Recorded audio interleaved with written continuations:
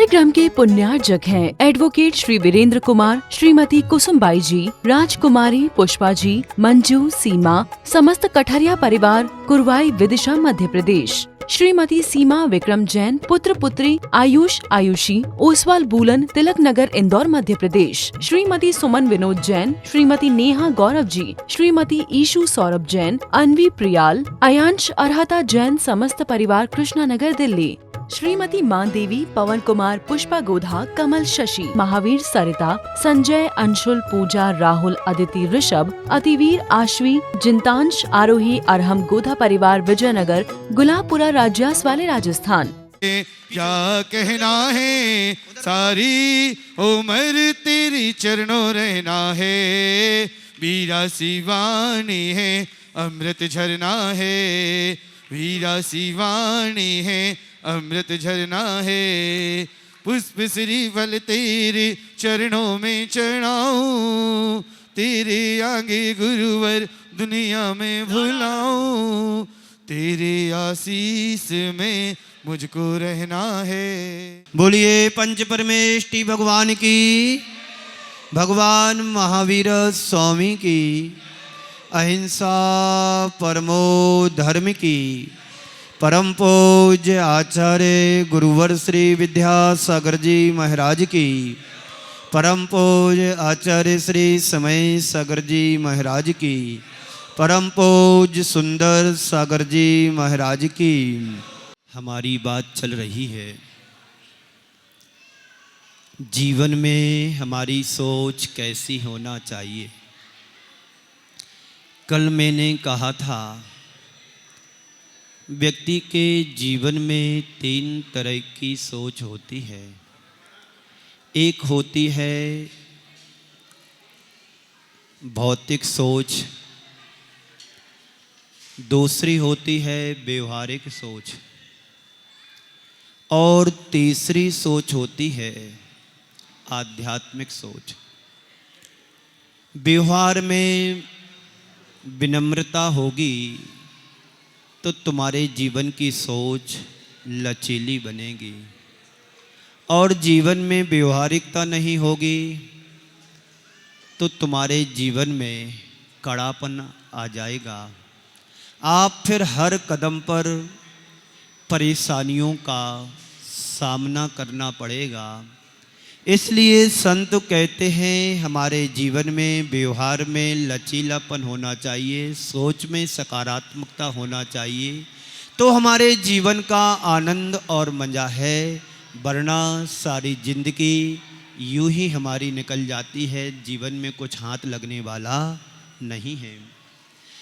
संत कहते हैं व्यवहार में विनम्रता रखिए और अपने सिद्धांतों पर दृढ़ रहिए, तब आप अपने जीवन में कुछ अर्जित कर पाएंगे। यह व्यवहारिक सोच है, लेकिन सबसे अच्छी सोच होती है आध्यात्मिक सोच। आध्यात्मिक सोच से भरा व्यक्ति बुराई में अच्छाई ढूंढ लेता है। वह दूसरों पर दोषारोपण नहीं लगाता है। कोई भी व्यक्ति हो, कहीं पर भी हो, उसमें अच्छाई सोचने की कोशिश हमारी होना चाहिए। संत कहते हैं आध्यात्मिक सोच के बल पर अनेक महापुरुष हुए हैं। आप देखिएगा, श्री राम सभी के जीवन के आदर्श बने हुए हैं। जन जन के हृदय के आदर्श बन गए। रावण का कोई नाम भी लेना नहीं चाहता है। आप लोग रावण का नाम लेते हैं? रावण का नाम नहीं लेते हैं, बल्कि रावण की होली जलाते हो। और आप लोग इस होली के पावन अवसर पर दूर दूर से यहाँ पर पधारे हैं। यह स्थान है स्वस्ति धाम जहाजपुर, जहाँ पर एक आरिका माँ ने अपने पुरुषार्थ के बल पर सदियों के लिए इतिहास रच दिया, जो युग के आदि से लेकर के और इतिहास के पन्नों पर कहीं पर देखने को नहीं मिला कि जिस मंदिर का रूप जहाज के रूप में हो, इतिहास की इकलौती घटना के रूप में या इतिहास के इकलौते स्वरूप के रूप में जहाज नुमा कोई मंदिर आपको देखने के लिए नहीं मिला, वो मिलेगा भी नहीं। एकमात्र ये मंदिर जहाज के रूप में बना है। इस बात का प्रमाण हम सब के लिए बतला रहा है, इस बात का प्रतीक बन गया है। यदि तुम्हें भी संसार सागर से पार होना हो तो जहाज से पार हो करके होना होगा। वह जहाज भी कौन सी चाहिए? धर्म की नाव होना चाहिए। कौन सी नाव? आप लोग रोज पढ़ते हैं, धर्म पोत पर चर प्राणी भव सिंधु पार जावे। धर्म रूपी जहाज पर जो सवार हो जाता है वो संसार सागर से पार हो जाता है। इस संसार सागर से पार होने के लिए हमें अपनी सोच को आध्यात्मिक सोच बनाना चाहिए। आप लोग चाहते हो कि हमारी सोच आध्यात्मिक बने।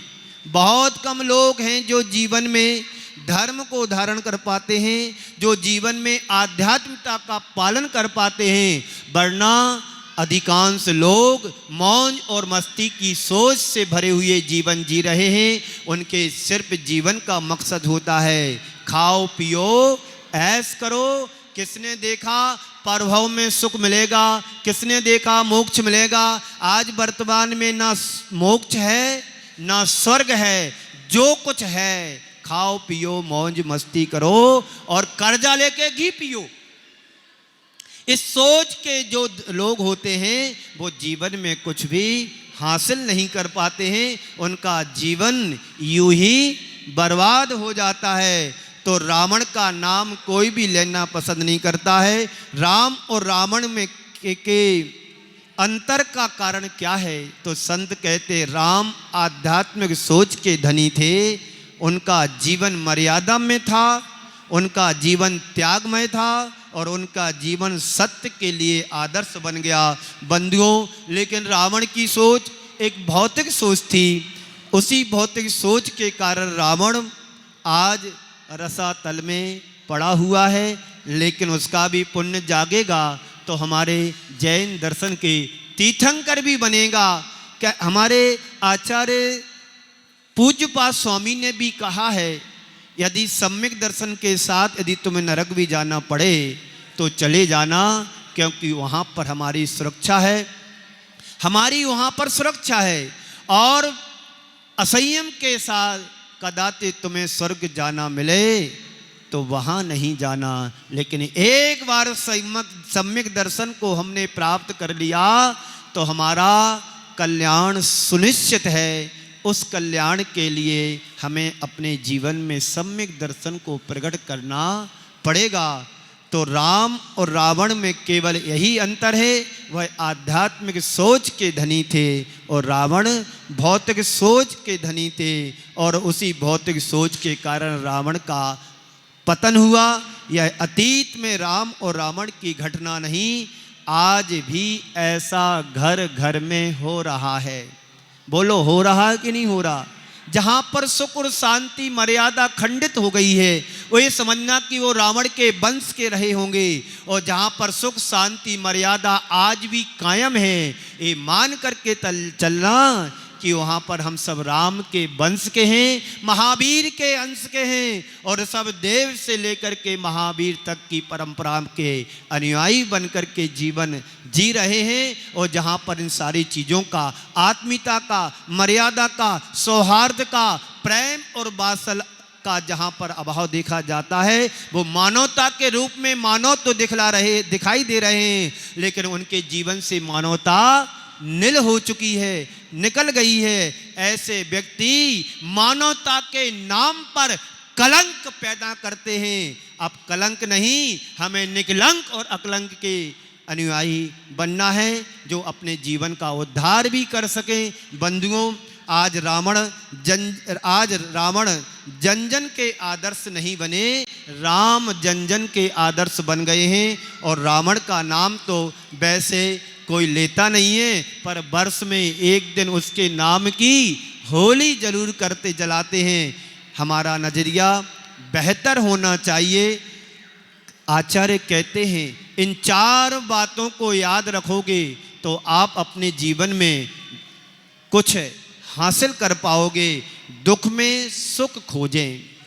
हर व्यक्ति के जीवन में प्रतिकूलताएं आती हैं, दुख आते हैं, संकट आते हैं, चुनौतियां आती हैं और जीवन में घबराहट भी होती है।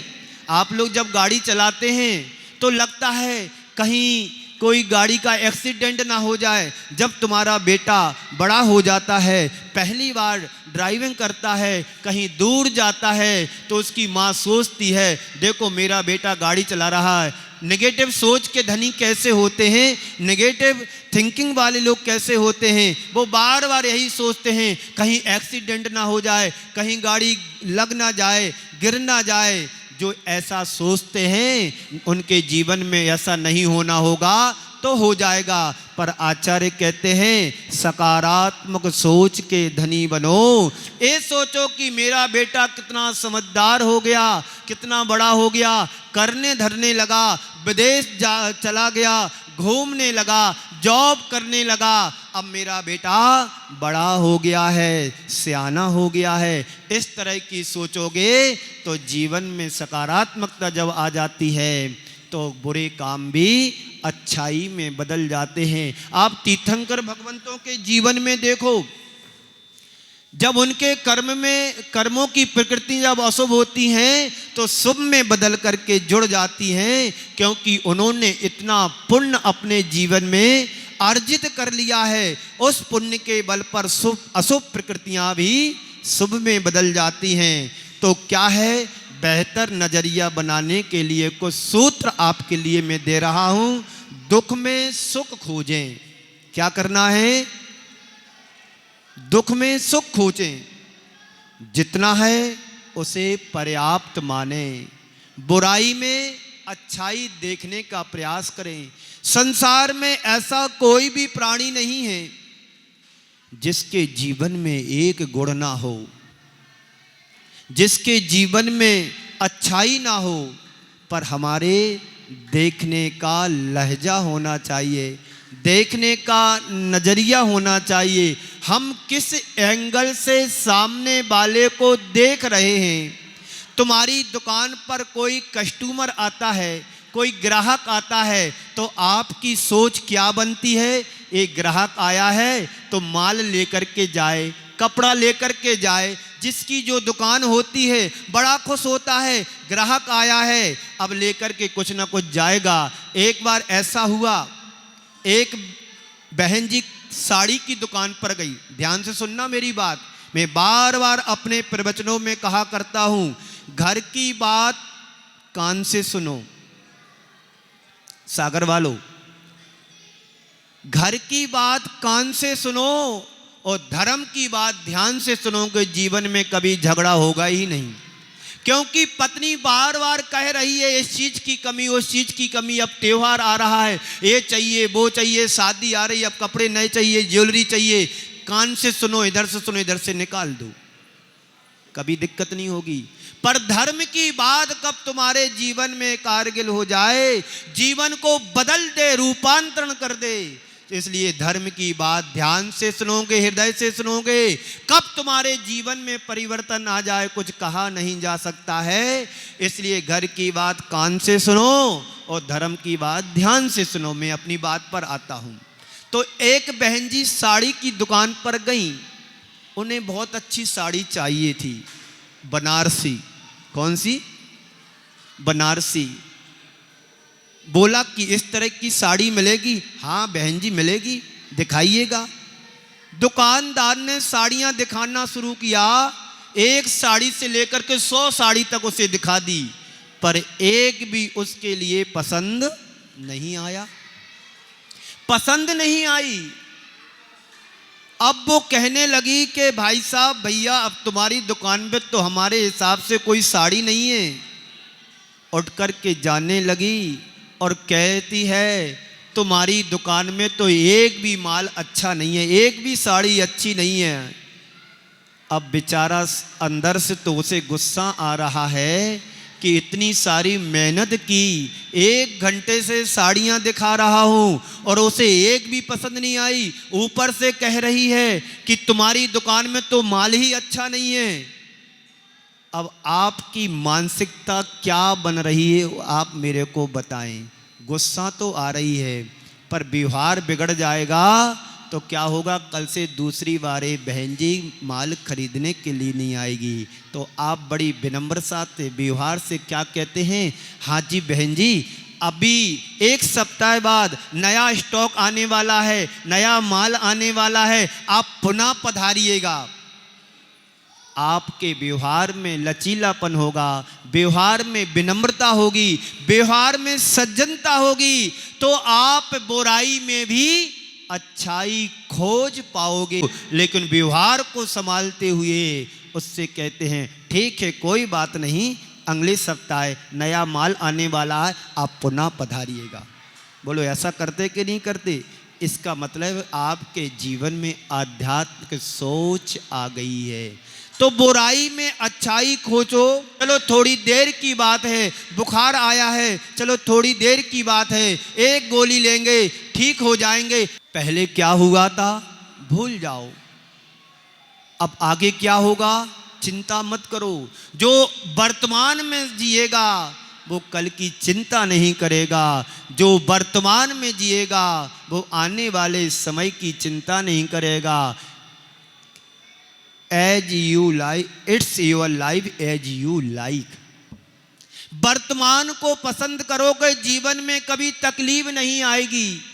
हम इससे विपरीत करते हैं, जो प्राप्त है उसको तरफ देखते नहीं हैं, और जो मिल नहीं सकता है, जो प्राप्त नहीं कर सकते हैं, उसकी तरफ हम पागलों की तरह दौड़ लगा रहे हैं।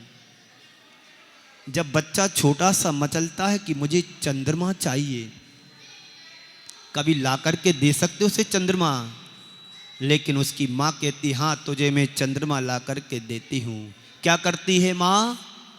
अपनी एक परात में थाली में पानी भर करके रख देती है और कहती है उस बेटे से, अबोध बालक से, देखो ये चंद्रमा अब तू पकड़ ले। इसका मतलब क्या हुआ? इसका मतलब यह हुआ कि आप वर्तमान में जियो, बुराई में अच्छाई खोजो, दुख में सुख खोजोगे तो जीवन में कभी दुख नहीं आएगा। तो वर्तमान में जीना सीखे। यदि आप इन 4-5 बातों पर अपना ध्यान देते हैं तो आपका जीवन सुखी हो जाएगा। दुख में सुख खोजो, कहीं कोई कठिनाई आए चलो कोई बात नहीं। जब आप सम्मेश शिखर जी की यात्रा के लिए जाते हैं, पहाड़ दिखता है, उस पहाड़ को देख कर के मन कैसा होता है, अरे भगवान इतना पहाड़ कैसे चढ़ेंगे, और बस एक एक कदम बढ़ते जाते हैं, पारसनाथ भगवान को याद करते जाते हैं।